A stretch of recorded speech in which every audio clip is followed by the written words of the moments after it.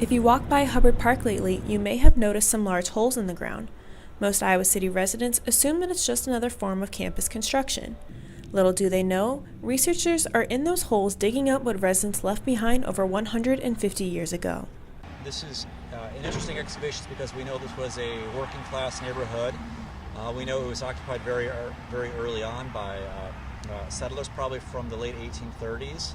Johnson County had very few newspapers, making it hard to document early civilizations. Natural disasters in Iowa's state records have proved more valuable to documenting the land's history. We know that it was capped by probably by a flood deposit from the flood of 1851. So when we see that flood deposit, when we get below that, we know we're dealing with some very old stuff. One of the first artifacts found this fall was a pendant that dates back to the early 1900s. Since then, they have found foundations of houses, remnants of toilets, dishes, buttons, jewelry, doll fragments, Native American spearheads, and bones.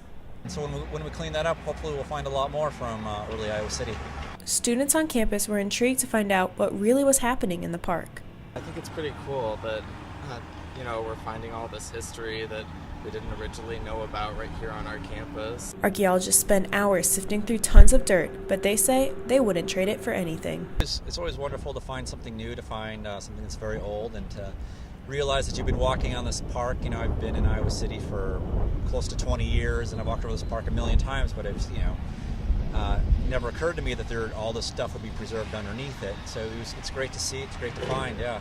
The digging will continue until Thanksgiving. If you're interested in seeing the artifacts they have discovered, visit the exhibit in the Natural History Museum in Iowa Hall starting next year.